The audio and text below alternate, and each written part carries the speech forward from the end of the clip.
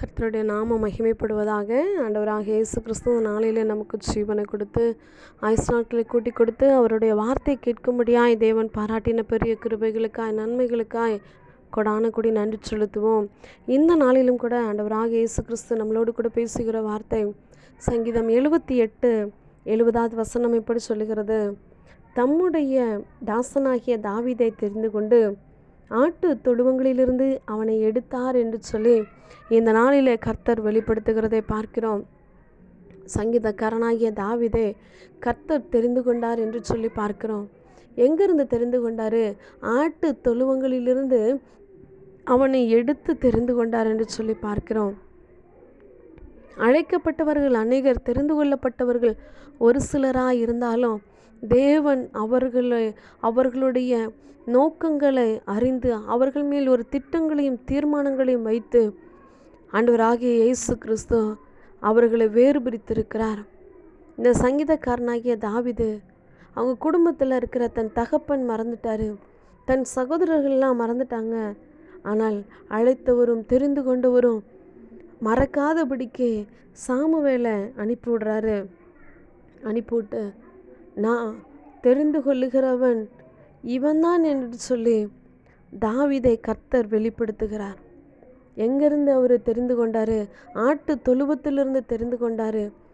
அவர் ஆட்டு தொழுவத்திலிருந்து அவர் எடுத்தார் என்று சொல்லி பார்க்குறோம். எப்படியாப்பட்ட ஆட்டு தொழுவம், எப்படியாப்பட்ட ஆடுகள் மேய்த்து கொண்டிருந்த தாவீது கரவல் ஆடுகளின் பின்னாக திரிந்த அவனை தம்முடைய ஜனமாகிய யாக்கோபையும் தம்முடைய சுதந்திரமாகிய இஸ்ரவேலையும் மேய்ப்பதற்காக அழைத்து கொண்டு வந்தார் என்று சொல்லி பார்க்கிறோம்.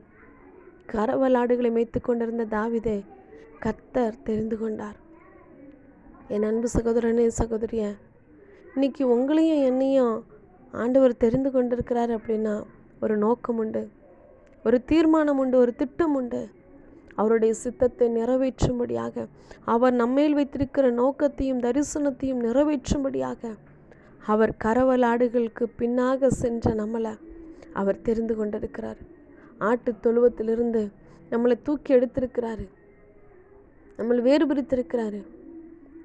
எதுக்காக அப்படின்னா அவருடைய தாசனாகிய தாவீதை தெரிந்து கொண்டது போல அவருடைய பிள்ளைகளாக நாம் இருக்கும்படியாக, அவருடைய சித்தத்தை நிறைவேற்றும்படியாக, அவர் நம்மை வைத்திருக்கிற அந்த தரிசனத்தை நிறைவேற்றும்படியாக தான் கரவல் ஆடுகளுக்கு பின்னாக இருந்த நம்மளை அவர் தெரிந்து கொண்டிருக்கிறார்.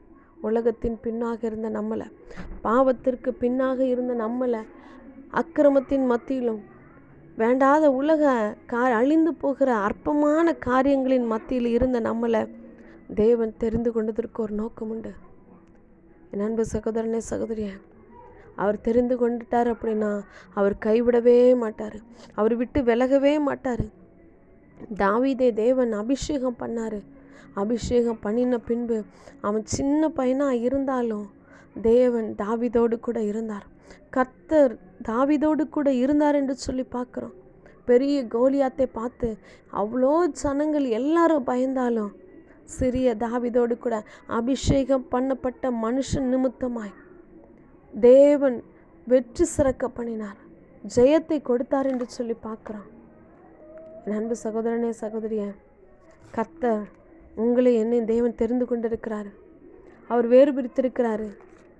எவ்வளோ பெரிய பிரச்சனை, கோலியாத்த மாதிரி எவ்வளோ பெரிய போராட்டம், எவ்வளோ பெரிய பிரச்சனை நமக்கு முன்னாடி நின்னாலும் சிறிய தாவீதோடு கூட இருந்த கர்த்தர் நம்மளோடு கூட இருக்கிறார். அவர் நம்மளோடு கூட இருக்கிறார். தாவீது தன் செய்கைகளில் எல்லாம் புத்திமானாய் நடந்தான். கர்த்தர் அவனோடு கூட இருந்தார் என்று சொல்லி பார்க்கிறோம்.